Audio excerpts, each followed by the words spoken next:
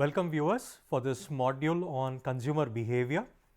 Now what we'd be learning is what exactly goes into a person's mind when he or she goes about with buying a product or a service there.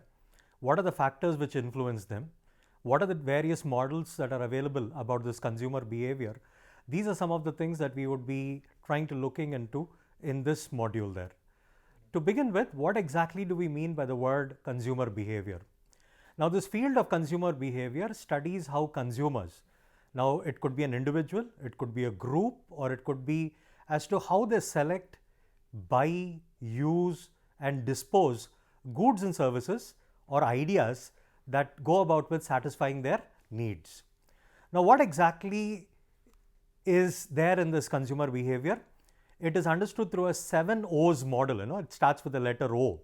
So to understand consumer behavior in a target market, marketing managers rely on a model which is called the 7 O's framework, and this is got as to who constitutes the market, that is to do with the occupants. What does the market buy? That is to do with the objects. Why does the market buy? What is the reason behind it? That starts with the letter O, which is objectives. Who participates in buying? That is to do with the organization. How did the market buy? What are the operations? Do they buy it through cash? Do they buy it through credit or any other modes? When does the market buy? The occasions. It is believed in India, most often we buy during the festivals or during wedding season. Where do people buy? It is through the outlet. Today we draw a distinction whether it is to do with online or offline kind of platforms. Now, why is it important that we need to study consumer behavior? Now, when it comes to the buyer's needs, the characteristics and decision making that interact with the stimuli that is created in the environment, marketers are buying decisions, and that is made by the buyers. So hence marketers or managers have to understand what happens in the buyer's consciousness between the arrival of an outside stimuli and till the person goes about with taking a decision to purchase a product there. Now what are the determinants of consumer behavior, or what are the factors which influence consumer behavior?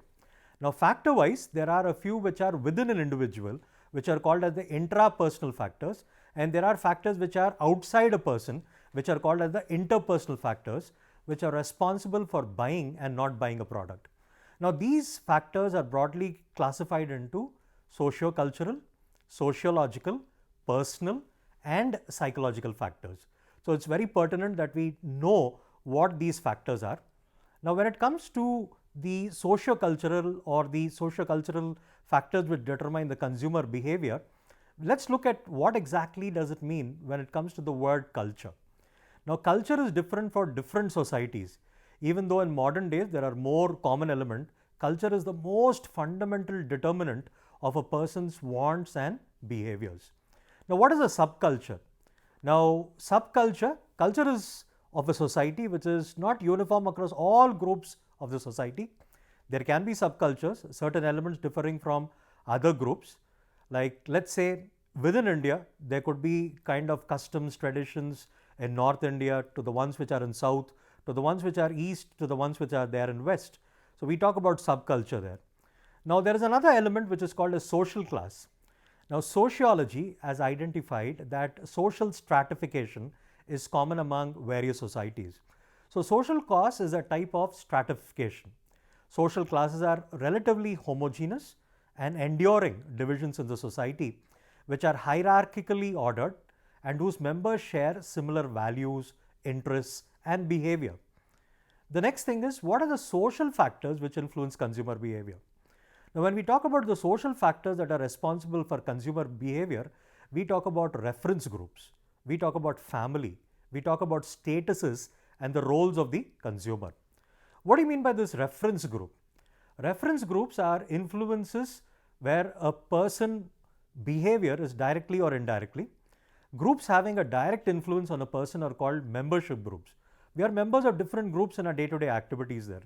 So people are influenced in their consumption, purchase decision by groups in which the members are, like you belong to a family or to a friend circle or to neighbors, or you have co-workers, you belong to a sports team, or you're part of any WhatsApp or any social media. Now people are influenced by groups to which they do not belong presently but want to belong in the course of time. Such groups are called aspirational groups. Now family, Now, this is one of the biggest influences on consumer behavior, and family members constitute the most influential and primary reference group or the membership group. Now, statuses and roles when it comes to people choose products that communicate their status in the society. Marketers have to be aware about the status symbol and the potential that these products and brands carry with them. Each status has a role or a group of activities to be performed. Persons have multiple statuses in different groups to which they belong. Therefore, the roles have some bearing on the consumption and purchase decision. Now, what are the personal factors influencing the consumer behavior? There are personal factors of importance like the age to which a person belongs, to the life cycle to which a person belongs. Now, children consume baby food, old people may eat special diets, people diagnosed with special ailments may avoid certain food items. So, age and stage of the life cycle has a kind of an influence on consumer behavior. So does occupation. It determines the types of items people buy. Certain occupations demand simple living, certain occupations demand display of wealth and prosperity. Now, what are the economic circumstances which influence consumer behavior? People's economic circumstances consist of their disposable or spendable income on assets or the attitude that they have versus spending towards saving. So, this is something which we'll have to figure out while trying to decide about products and services there. There's one important element under personal which is called lifestyle. A person's lifestyle is the person's pattern of living in the world. I mean, it's very easy to remember with this acronym called as AIO. So, we have different ways people say when they talk about the word lifestyle. But lifestyle is all about the kind of activities, interests, and opinions that people go about it displaying on a day-to-day basis. Now, what are the psychological factors influencing a consumer behavior? We got to bear it in our mind that psychology plays a very vital role in the consumer behavior. So, we talk about the personality and the self-concept. Now, personality denotes a person's distinguishing psychological characters that lead to relatively consistent and enduring responses to various stimuli. Now, this is slightly different from normally what we understand the word psychology, where we look at a person being thin, fat, tall, short kind of a thing. So, it's about relatively consistent and enduring responses to various stimuli. Now, motivation. Now, you study this in OB as well. Now, this is to purchase or consume an item, and it is understood by marketers. Now, the need sets which drive or seeks a goal, marketers want a goal to desire as to how the product that they are offering. The drive is a strong internal stimuli which is making a person to take action whether to buy or not to buy a product. So, it's more about a drive.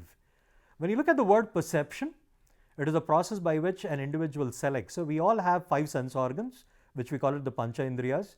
We select stimuli, we organize it in our mind, we interpret it, and we attach meaning to it. And that meaning is what gives to the picture of the world which is around us. It plays a very vital role in consumer behavior. Another thing is about learning.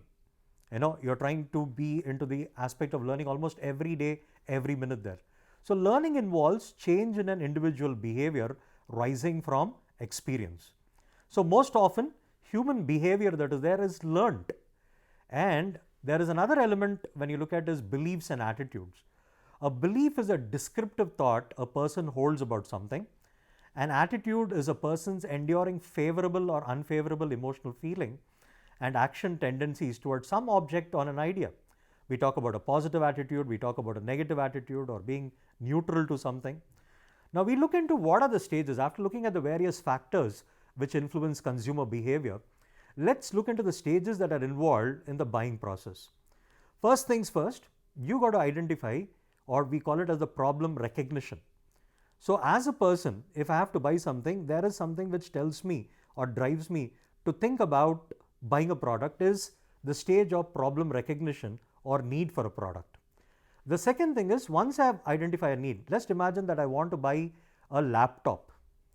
The second stage that I get into is searching where can I buy laptop. Do I buy it through online? Do I buy it through offline? So, I search for the information through various available alternatives.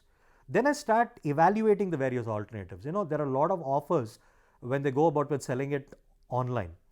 I mean, there are not many offers which are there when I buy it offline. I mean, when I have to tackle with the issue of guarantee, warranty, various other things there, or the price, I mean, what are the peripherals or the accessories they go about with providing, I start evaluating the alternatives. Probably I do a kind of a cost benefit analysis. The next thing is I take a decision to buy. Then after buying, what is that which is left in me? When I go about with flashing my laptop to my friends, relatives, people may come out with different kind of suggestions. They said you should have brought that brand or this brand, you should have brought it from Flipkart, you should have brought it from Amazon or whatever that's there.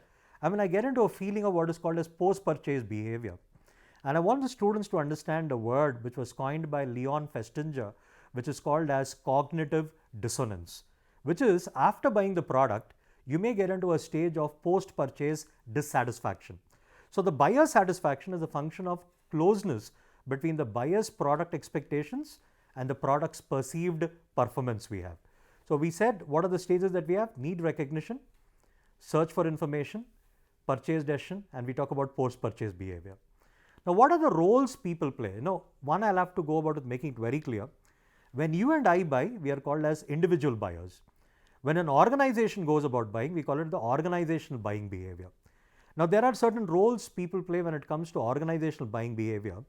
There is somebody who goes about with trying to tell it to the higher ups that we need this product, we need this material, we need the raw material or something of that kind. The person who initiates the process of buying is called as the initiator. And there is somebody who would come out with suggestions as to what would be right to buy and what would not be right to buy. And he or she is called an influencer. Now, based on the one who has initiated and one who is influencing the buying process, there is somebody who takes the decision whether to buy or not. Now, he is called as the decider. Then there is something called as who actually gets into the market to buy. He or she is called as the buyer. And ultimately, the product is to be brought and it is to be used by the person who has initiated the need for it. Now, what are the various types of buying behavior situations? There are things, I don't think much about buying a pan or maybe buying things which I do it very routinely. Now, they are called as habitual buying behavior, right? Now, there is not much when it comes with a choice. I just say, I just want it. It has almost become a habit in me there. Now, sometimes, I had been to a restaurant, I like the food, but probably I'd like to taste food in another restaurant. So I would look for what is called as variety seeking buying behavior. The purchase is not much involved and it is more about variety seeking. The third kind of a thing is we don't buy houses every day. We don't buy vacations every day. It's called complex buying. So I get involved a lot. I do a lot of information search and then I go about with evaluating all my alternatives and then I decide as to what do I buy and what I don't buy there. So this is called as complex buying behavior. Now, there is something called as dissonance reducing buying behavior. This is the fourth type of buying behavior. Now, what happens here is, in this kind of situation, I don't want people to complain, crib, or make me feel depressed with the kind of a decision I have taken as to what I have bought there. So I would ensure that whatever I purchased, it draws appreciation of others, or people have little to say that I've made a wrong decision. And this is called as the dissonance reducing buyer behavior. Now, what are the different models of consumer behavior? Very quick note on that. There is something called as an economic model. There is something called as Pavlovian's psychological model. There is a psychoanalytical model. And there is a Gestalt model. And there is cognitive dissonance model. And let's look very quickly. This great economist by name Alfred Marshall, he is given the economic model. This is a classical economist. And he goes about saying that purchasing decisions are result of mostly rational and conscious economic calculations we do. Rational, that's where we talk about cause and effect relationship. It's like if I spend, I would look at what do I get, and if I don't spend, what do I lose? So the individual buyer seeks to spend his income on those goods that will deliver satisfaction according to his taste and the relative prices. So this is what we call it as the economic model of man, or this is considered to be one-dimensional. Now, according to this model, we have some predictions to be done, wherein lower the price, larger the quantity brought, which is called the price effect. The higher the purchasing power, higher the quantity that will be purchased, which is called as the income effect. Lower the price of the substitute product, smaller quantity would be brought of the original product, which is the substitution effect. So higher the promotional expenditure, higher is the sales we have. Now, economic model of buyer behavior gives inadequate explanation of how consumers behave. It does not indicate how one behaves when it comes to buying and selling. Hence, it cannot be applied to real world situation.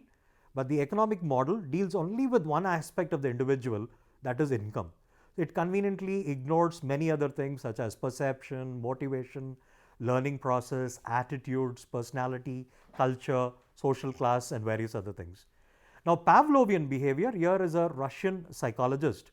What he has done is he had trained a dog for ringing of a bell and serving meat to it.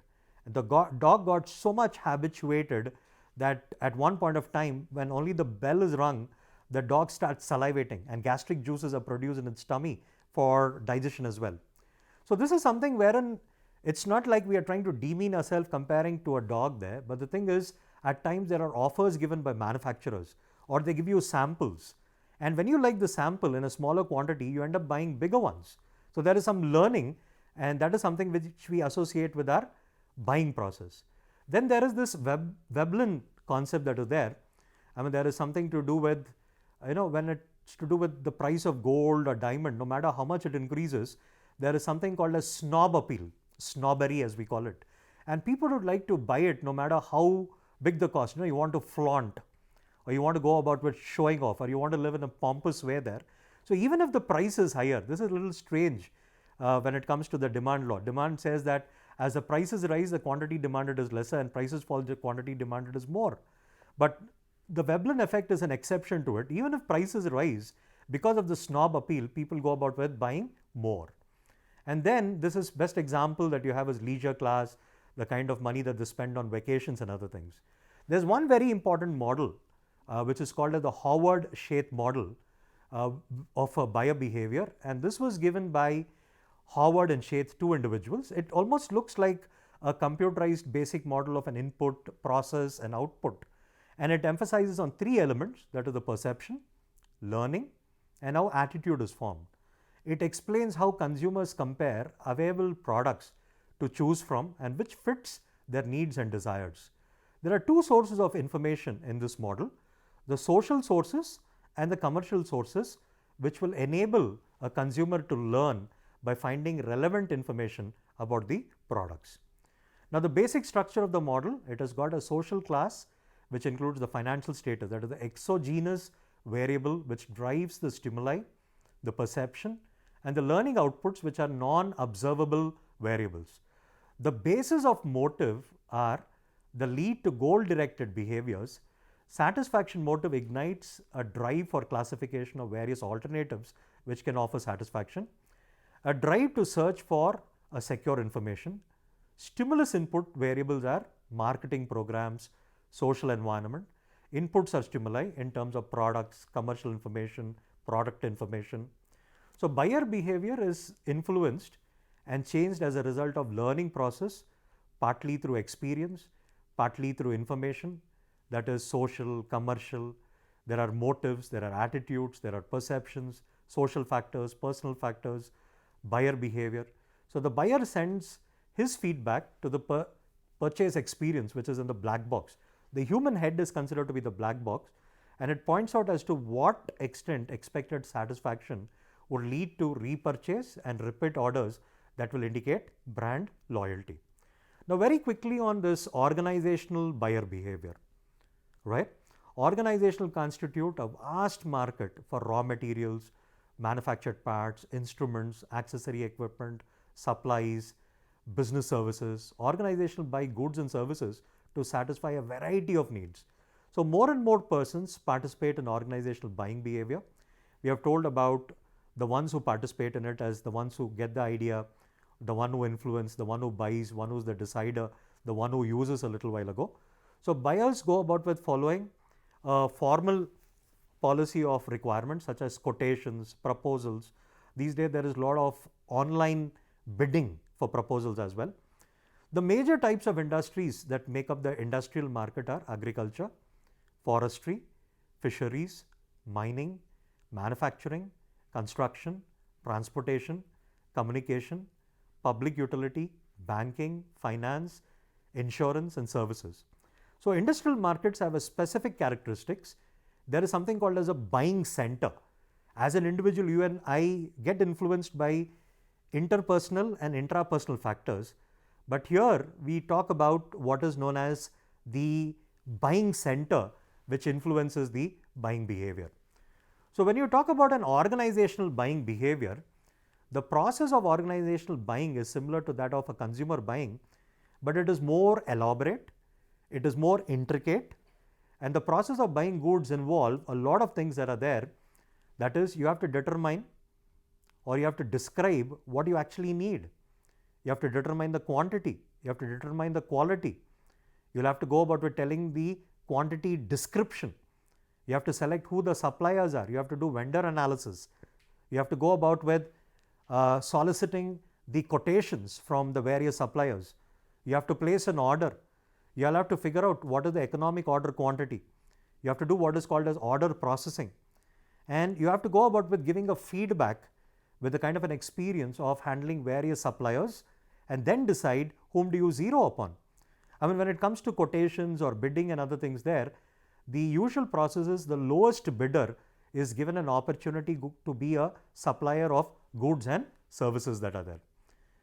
Now, what you have to go about with understanding is whatever things that we have done in this module was all about trying to understand like what goes into behavior. Let me reiterate again the point as to how behavior forms. Like, I would reiterate the point related with perception. We receive stimuli through our 5 sense organs, we process it in our mind, we attach meaning to it, and the meaning goes about with becoming our values, our beliefs, our attitudes, our opinions, and our feelings. And it is our values, our beliefs, our feelings, our attitudes, and opinions is what leads to a behavior. Very clearly, these 3 words again as to who's a customer, who's a consumer, and who's a client. Now, customer is somebody who goes about with buying goods and service with the purpose of reselling.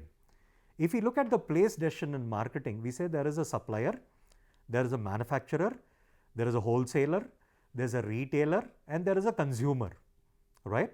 So there is this manufacturer selling the goods to the wholesaler, wholesaler to the retailer, retailer to the consumer. So here what happens is the wholesaler is a customer to the manufacturer, retailer is a customer to the wholesaler, a consumer is a customer to the retailer. Retailer is somebody who breaks the bulk and sells in smaller quantity. Now, who's a consumer? Consumer is somebody who goes about with buying for consumption and not with the purpose of resale. Now, where do we use the word client? Client is singular, in plural we call it clientele. Client, when it comes to, it is basically used in services. Let's say there is an advocate or a lawyer. Now, he goes about with getting people who would go about with seeking his advice or counsel. So, those people who approach him are called as the clients. And it can't be made a generalization. Let's say it's a doctor, you call it a patient, a teacher, you have a student. But you can't make a generalization, but basically when it comes to, we say in services, we use the word client, and for products we use the word consumer. So as a student, what you need to focus on is what are the factors which influence the consumer behavior. So we basically classified them into factors which are external to a person and factors which are internal to a person. So we talk about intrapersonal and interpersonal factors which influence the consumer behavior. We also drew a distinction between how decision making is made when you are an individual and as an organization there, and what are the factors which influence an individual in terms of the aspects of cultural, subcultural, social, or reference groups that are there, or family, the various statuses and roles that we play in the buying process, or the personal factors in the form of age or life cycle or occupation that we belong to, or the economic conditions in which the consumers exist, the lifestyle that they lead in terms of activities, interests, and opinions, and the various psychological factors like, how do I see myself? What is my self-image? What is my self-concept? What is my self-esteem? I mean, that is an influencing factor which tells me as to how do I buy a product, or what makes me to defer the decision or reject the idea of buying a product. Or there is something called as a drive which could be external. You got to understand this distinction. Motivation is something which is external. Morale is something which is internal. So there is a driving force which tells me that I should buy, I should possess, I should get that product, I should acquire it. There is that thing which comes with motivation. Or I already said about what this perception is all about, like how do we go about with selecting the stimuli, organizing it in the mind, and go about with interpreting, attaching meaning, and how it goes about with creating an image or a picture about the world around us there. Now, one of the very important factors is about learning. We buy something, we didn't like the taste or we didn't like the quality, and that experience makes us in future to refuse that product or to reject the idea of buying that brand. So learning plays a very vital role in the consumer behavior. Beliefs and attitudes that are there, now they too hold a very important role in the process of consumer behavior. Now attitude that is very permanent, that is also to do with an enduring favorable and an unfavorable emotional feeling that goes about with making a person to buy or reject a product that you have. So again, to reiterate as a summary, what are the stages that a person goes through when it comes to buying?